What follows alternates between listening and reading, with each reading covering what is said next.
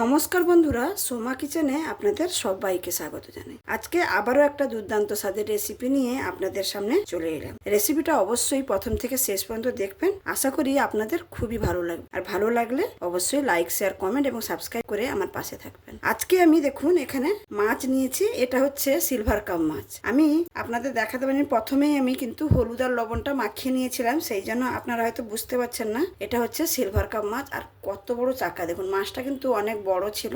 আপনাদের দাদা বাজার থেকে দেখতে পেয়ে কিনে নিয়ে এসেছিল। এখানে কিন্তু সচরাচর এই মাছটা পাওয়া যায় না, খুবই কম পাওয়া যায়। আর সে দেখতে পেয়েই কিন্তু কিনে নিয়ে এসেছিল। তাই ভাবলাম আপনাদের সঙ্গেও একটু শেয়ার করি রেসিপিটা। আমি বাড়িতে যেরকম ভাবে এই রেসিপিটা বানাই সেটাই আপনাদের সঙ্গে শেয়ার করব। কিন্তু খেতে আর দেখতেও দুর্দান্ত স্বাদের হবে। আশা করি আপনারা পুরো ভিডিওটা প্রথম থেকে শেষ পর্যন্ত দেখবেন। এবার আমি একটা মশলা করে নেব। এই মাছ রান্নাতে আমি কিন্তু আলু টালু কিছুই ব্যবহার করছি না। আপনারা যদি চান একটু আলুও ব্যবহার করতে কোনো অসুবিধা নেই। একটা মিক্সারে জার নিয়ে নিয়েছি। প্রথমে দিয়ে দেবো দেখুন আদা রসুন। এখানে প্রায় আদা আমি 1 ইঞ্চি থেকে একটু বেশি নিয়েছি, আর 7-8টা মতন রসুনের কোয়া নিয়েছি। এখানে দেখুন একটা পেঁয়াজের আধা আমি এরকম বড় সাইজে করে কেটে নিয়েছি, যেহেতু বাটা হবে সেই জন্য। আর একটা বড় সাইজের টমেটো নিয়েছি। আর আধা যে কুচিয়ে রেখেছি সেটা আমি রেসিপিতে অন্য সময় ব্যবহার করব। দেখতে থাকুন কিরকম ভাবে ব্যবহার করি। আর এখানে দেখুন, এখানে আমি 2টো শুকনো লঙ্কা, ধনে, জিরে, মৌরি আর গোটা গরম মশলা, এটা কিন্তু আমি আগে থেকেই ভিজিয়ে রেখেছিলাম। এটা একটু নরম হয়ে গেলে বাড়তেও সুবিধা হয়। এটাও আমি এখানে সব সমস্ত দিয়ে দিলাম। আর এই রেসিপিটাতে আর একটু স্বাদ বাড়ানোর জন্য দেখুন এখানে আমি পোস্ত নিয়েছি, এই 1.5 চামচের মতন আমি এখানে পোস্ত ব্যবহার করছি। এই পোস্তটা দিলে কিন্তু তরকারির স্বাদটা ভালো আসবে। আর আপনারা যদি এমনি নর্মালি একদম নর্মাল ভাবে বানাতে চান তাহলে পোস্ত না দিলেও চলবে। আর দিয়ে দেবো এই 8-10টার মতন গোটা গোলমরিচ দিয়ে ভালো করে আমি এটাকে পেস্ট করে আনবো। মশলাটা এখানে সুন্দরভাবে একদম মিহি পেস্ট করে নিয়েছি। দেখুন এইরকমভাবে সুন্দরভাবে মিহি পেস্ট করে নিতে হবে। মশলা তো আমার বাটাবাটি হয়ে গেল। এবার আমি রান্নার কাছে চলে যাচ্ছি। রান্নার জন্য এখানে আমি একটা কড়াই বসিয়ে নিয়েছি। প্রথমে আমি কড়াইতে তেল দিয়ে দেব। পরিমাণ মতন মাছটাকে প্রথমে ভেজে নেব। এই মাছটাকে কিন্তু একটু ভালো করে ভাজতে হবে। এই সিলভার কাপ মাছ অন্যান্য মাছের থেকে একটু আঁশটে গন্ধ কিন্তু বেশি হয়, সেই জন্য এই মাছটাকে সবসময়ের জন্য একটু বেশি করে ভেজে নিতে হয়। দেখুন আমি তেলটা দিয়ে কড়াইয়ের চারিদিকে ভালো করে কিন্তু লাগিয়ে নিলাম। তেলটা একদম সুন্দরভাবে গরম হয়ে গেছে। এবার আমি একে একে মাছগুলো ছেড়ে দেব।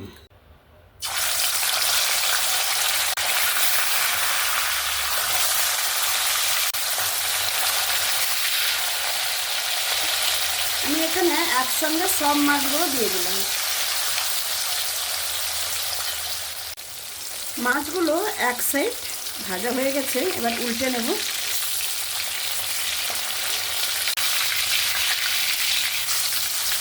এই মাছগুলো একটু সমস্যা হয় উল্টাতে, একটার সঙ্গে একটা এমনভাবে লেগে যায়, একটু সাবধানে উল্টাতে হবে।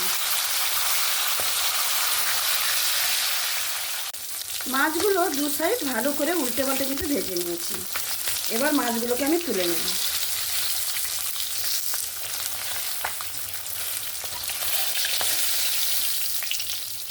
এখানে মাছ ভাজার পরে যতটুকু তেল আছে আমি ওই তেলেই কিন্তু রান্নাটা করব, আর এক্সট্রা কিন্তু তেল ব্যবহার করব না। দেখুন এখানে ফোড়নে দিয়ে দেবো একটা তেজপাতা আর সামান্য একটু কালো জিরে।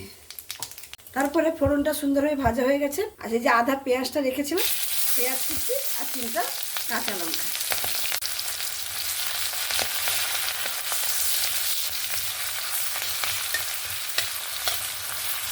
দেখুন পেঁয়াজটা সুন্দর লাল লাল করে ভাজা হয়ে গেছে। তার কারণ তেলটা প্রচুরই গরম ছিল, সেই জন্য তাড়াতাড়ি কিন্তু পেঁয়াজটা ভাজা হয়ে গেছে। এবার আমি পেঁয়াজের মধ্যে বেটে রাখা মশলাটা দিয়ে দেব।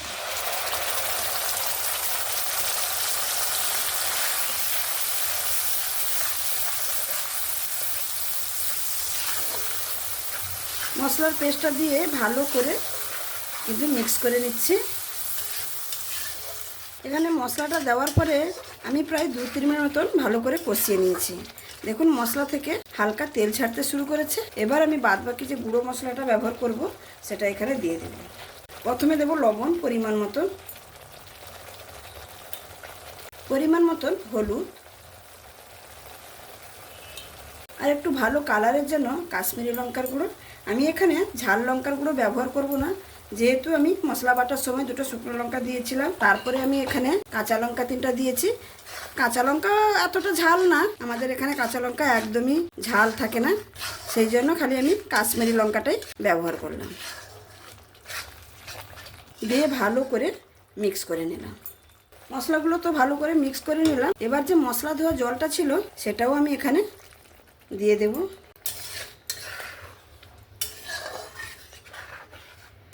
এই মশলা ধোয়া জল কিন্তু তরকারিতে অবশ্যই ব্যবহার করবেন। আমার মা জেঠিমারা বলতে শুনেছি যে মশলার থেকে মশলা ধোয়া জলটা যদি তরকারিতে ব্যবহার করা যায় তাহলে কিন্তু তরকারির স্বাদ দ্বিগুণ হয়ে যায়। আমি এবার একটা ঢাকনা দিয়ে 2 মিনিটের মতন ঢেকে দেব। 2 মিনিটের পরে আমি ঢাকনাটা খুলে নিচ্ছি।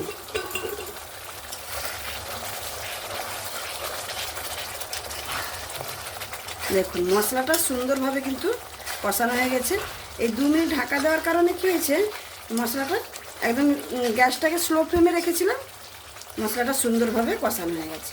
মশলার কালারটা দেখতে কতটা সুন্দর হয়েছে দেখুন। এবার আমি আবারও গ্যাসের ফ্লেমটাকে কম করে দিয়ে সামান্য একটু 2 চামচের মতো আমি এখানে টক দই ব্যবহার করছি। আপনারা চাইলে নাও ব্যবহার করতে পারেন, আমার কাছে ছিল বলে আমি একটু ব্যবহার করেছি।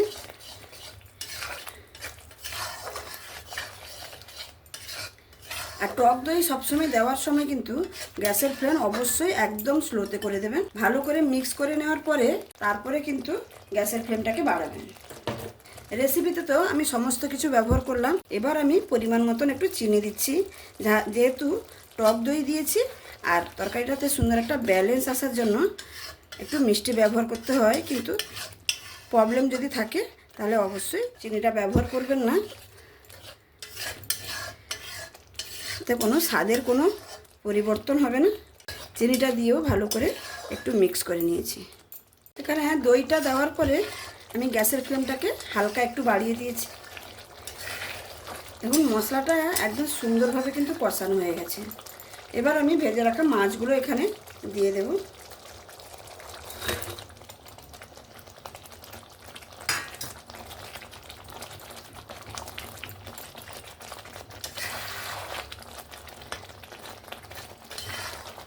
মাছগুলো দিয়ে মশলার সঙ্গে ভালো করে মিক্স করে নিচ্ছি। আর এই রেসিপিটা কিন্তু একদম ঝোল থাকবে না, মাখা মাখাই এরকমই হবে। মাছটা দেওয়ার পরে সামান্য একটু জল দিয়ে দেব, যেহেতু বেশি ঝোল রাখবো না সেই জন্য সামান্য পরিমাণে একটু জল ব্যবহার করলাম।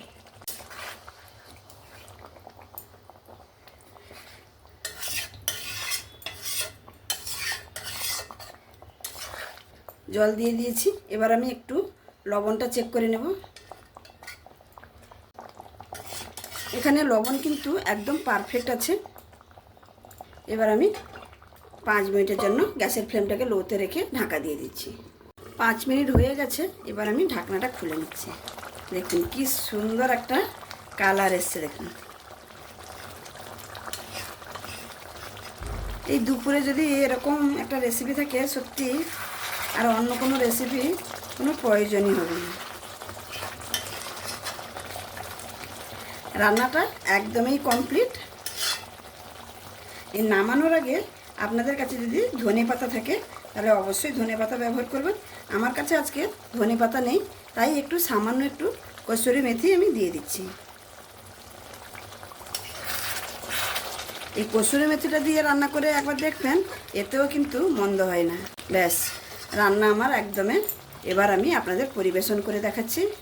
এরকম দুপুরে যদি গরম ভাতের সঙ্গে এরকম একটা রেসিপি থাকে সত্যিকারে মানে খাওয়াটা একদমই জমে যাবে। আর বহু দিন পর্যন্ত সবাই মনে রাখবে যে হ্যাঁ একটা রেসিপি খেয়েছিলাম, এত সুন্দর এই রেসিপিটা হয়। অবশ্যই আপনারা এইভাবে একবার বাড়িতে বানাবেন, আপনাদের আশা করি খুবই ভালো লাগবে। আর উপর থেকে আমি কারি পাতা দিয়ে একটু সাজিয়ে দিচ্ছি। তাহলে বন্ধুরা এই সিলভার কাপ মাছের রেসিপিটা আপনারা অবশ্যই দেখতে পেলেন আমি কত সুন্দরভাবে বানালাম। আর বলার অপেক্ষা রাখে না, রেসিপিটা দেখলে নিশ্চয়ই বুঝতে পারছেন যে রেসিপিটা কত সুন্দর এবং সুস্বাদু হয়েছে। একবার প্লিজ এইরকম ভাবে বাড়িতে একবার বানিয়ে দেখবেন, সবাই কিন্তু আপনার প্রশংসাই করবে। তাহলে আমার এই রেসিপিটা যদি আপনাদের ভালো লেগে থাকে তাহলে অবশ্যই লাইক, শেয়ার, কমেন্ট এবং সাবস্ক্রাইব করে আমার পাশে থাকুন। আর যে সকল বন্ধুরা অলরেডি সাবস্ক্রাইব করে আমার পাশে আছেন তাদেরকে অসংখ্য ধন্যবাদ। আর যারা এখনো নতুন বন্ধু ভিডিও দেখছেন অথচ সাবস্ক্রাইব করছেন না, প্লিজ আমার চ্যানেলটাকে সাবস্ক্রাইব করে আমার পাশে থাকুন। আমি যখনও কোনো নতুন রেসিপি আপলোড করব আপনাদের কাছে কিন্তু সঙ্গে সঙ্গে পৌঁছে যাবে। তাহলে আজকে এখানেই শেষ করছি, আবার দেখা হবে অন্য কোনো দিন অন্য কোনো রেসিপির সঙ্গে। অবশ্যই একবার এরকম বানিয়ে খাবেন আর কমেন্ট আমাকে অবশ্যই করবেন। সবাই সুস্থ থাকবেন, সাবধানে থাকবেন, ভালো থাকবেন। ধন্যবাদ।